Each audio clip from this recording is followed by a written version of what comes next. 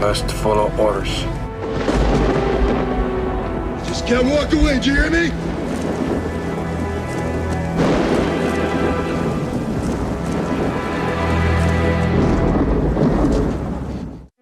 I grew up in Belgium, and I was always dreaming of becoming a movie star, right?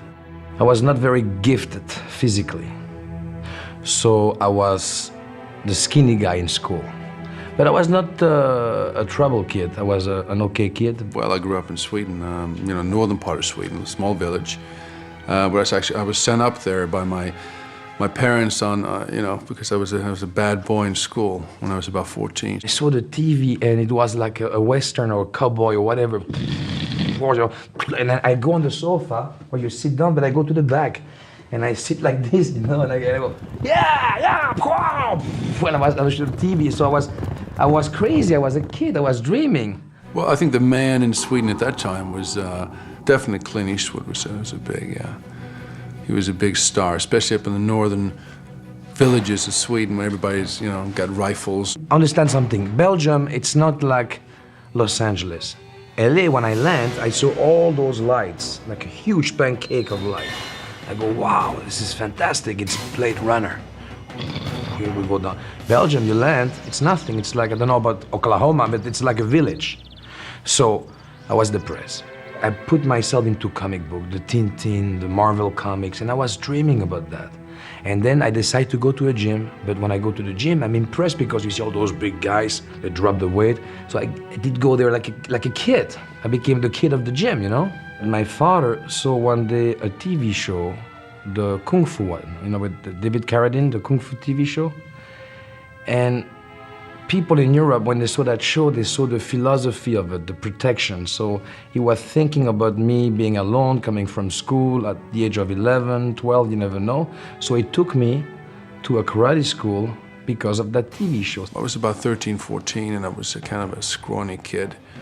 It's the old story, it's true, but you know, that's the way it was. I was short and I was kind of, had a bit of asthma and I couldn't really do sports that well. So when I grew out of it, you know, and got a little stronger, I was looking for something that was different. A friend of mine did some judo, so I tried to take up judo for a while, but I remember I ended up with a big fat guy on top of me trying to choke me, and I said, Jesus, you know, guy hadn't taken a shower for a couple of weeks, I think, and I said, well, maybe I should try karate. At least you're a bit further away from your opponent. So I took up karate, and I was about 14.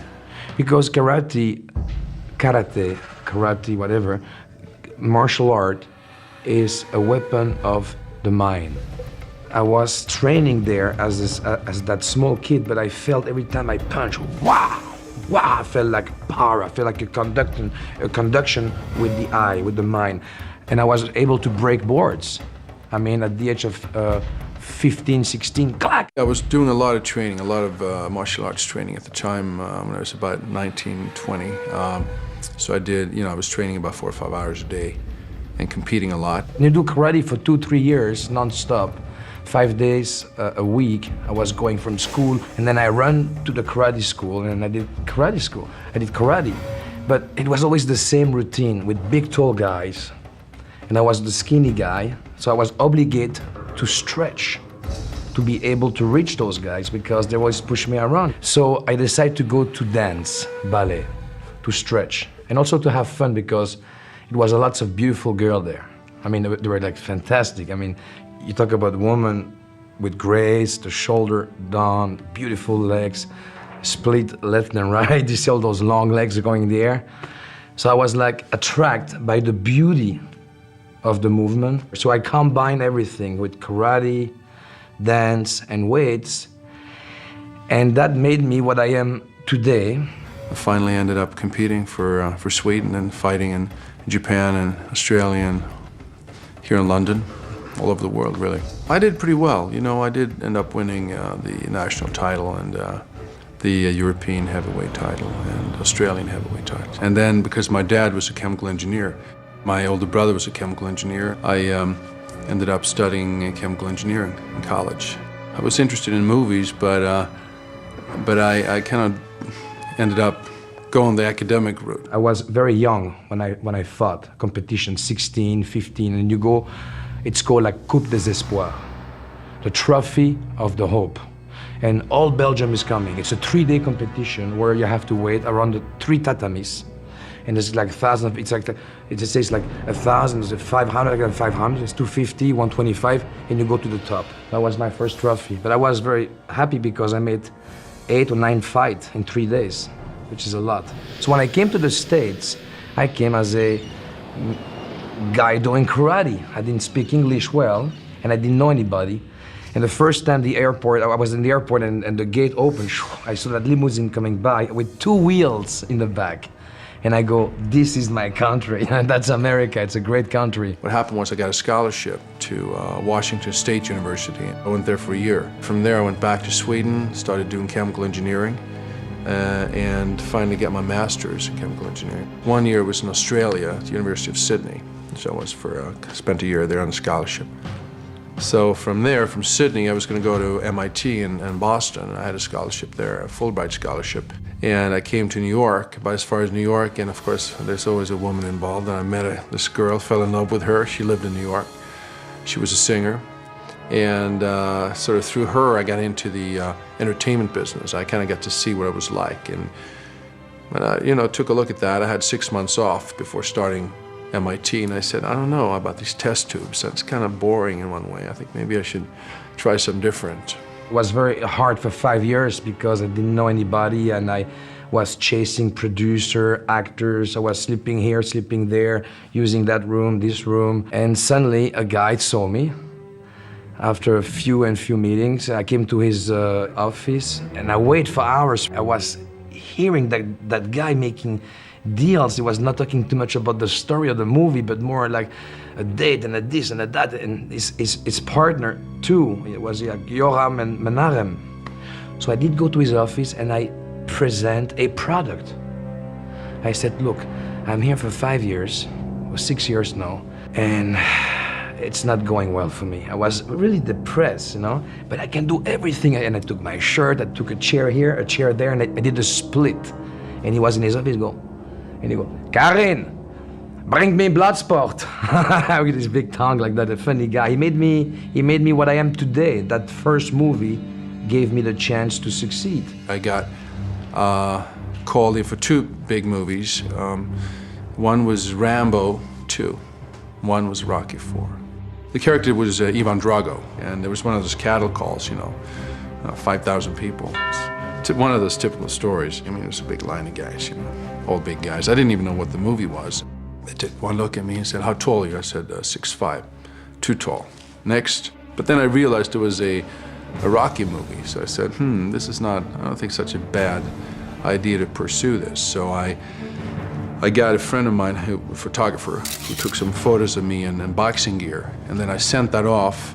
A few months later, I was here in London actually, somebody called me from Paramount. Stallone wants to meet you. We want to fly you to LA. And that's when he explained to me was, his opponent, a Russian fighter. And we took some Polaroids, and he said, you got to gain some weight, Dolph. There was a final screen test when there was me and 2 other Russian guys left. And I'm there in my boxing trunks going, shit, this is really the big time. If I screw this up, this is it. So there were 2 other Russians, and they were yelling and screaming, and I was doing a bit of Clint. Yeah, it was a bit of a Clint, just standing there, just speaking very slowly and not moving too much.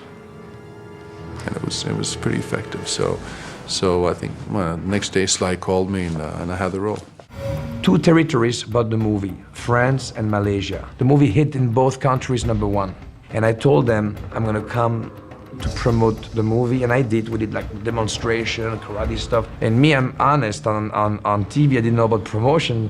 So I said, I can do a better movie, it's a low budget. And when I called me on the phone, he said, idiot, you're not supposed to tell the people, you're supposed to tell this is a great movie, it cost a fortune, we shot for 6 months, I don't understand the promotion. And sorry, man, I was in New York, I didn't understand anything. I went from this, shy Swedish kid and nobody knew to somebody who had to go on talk shows and being asked, how do you feel about, the political situation with Russia and President Gorbachev, how do you feel about what he's doing now? And it's like, Well, I don't know. I mean, it was like, I'm still the same guy who was hitting the bag 5 months ago, you know. After I did Rocky IV, I was just lost, and it was like the world just went nuts because I was, you know, world famous, and you know, suddenly I was making a lot of money, and I was just a kid, 27-year-old kid. You know, I was too young. I was 20 or 22, 26. I don't know. I was too young. I was a kid. When you get your first movie and it started to roll, to go for it, then I didn't let go with the rope. I was cranking 2 to 3 movies a year. How can you do that? I mean, 2, 3 movies. It was like a factory. So I made those movies like that for 10 years. When one movie was finished, they were expecting me for a promotion. So I go promotion back to the movie. Thank God I was a beast with my health. Those next 4 or 5 years was like nuts. I mean, I made a couple of good movies, but also it was very hard to sort of find your own identity and keep your integrity in that world. My dream was, since I was young, I wanted to be in the film. Then when I reached a certain level, you know, it was a big pay salary, I didn't say, but okay, now I'm on the top, I've got the best hotel and this and this and that, but what am I doing? What am I doing? And then that guy came to my life. I didn't ask for him. He's like the Scorsese of Asia, you know, Ringo Lam. And he told me what's movie about. He did a film with me called In Hell. I play a guy who's like on the ground, you know? So it was hard for me to change after so many movies to do a guy who's gonna get kicked and slapped and spin on it for 2 hours. And that helped me to become a better, what we call actor. It depends on who the people are who come up to me. For instance, we're in London now, and you know, I go running in Hyde Park in the morning. Last week I'm up there, and this, you know, detachment of the Queen's cavalry come by. Sure as hell, the guys go, you know, I must break you, and if he dies, he dies, and all this stuff. And these are young kids, right? 20-year-old kids, and I don't even know how they recognize me because I'm, you know, I've got long hair and but obviously these movies, they do hit a nerve with, especially young males. You know, my fans are coming to me, they always talk about, you believe it or not, Double Impact, Kickboxer, Bloodsport. They want to see me in those movies, you know, because I did such an impact there. It's like when James Bond did Sean Connery, took him maybe how many years to stay away and to come back with a Steven Spielberg as Grandpa. And now he's back as a sexy guy, but you never know in the business. What's happening now is, well, I'm married, I got 2 kids, 2 daughters, beautiful daughters. We live in Marbella, Spain. I'm doing okay, actually. I've calmed down a little bit. Still working out, you know. I got a little bit of, few muscles left.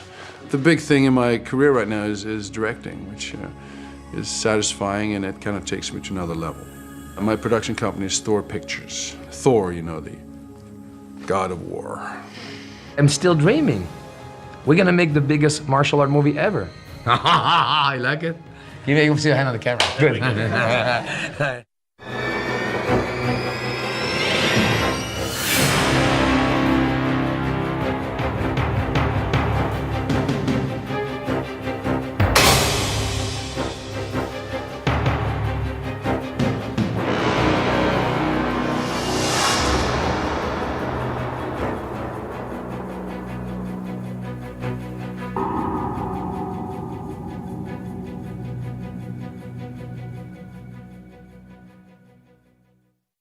Okay, stay with me as I have some cool behind-the-scenes trivia. Stop motion has featured prominently in famous science fiction films. 2 of the RoboCop movies feature the stop motion technique at work, and the finale of the first Terminator film was done with stop motion. Now, do you like my shirt? You can get one for yourself in the shop under this video, and remember to click here below to subscribe for more great content.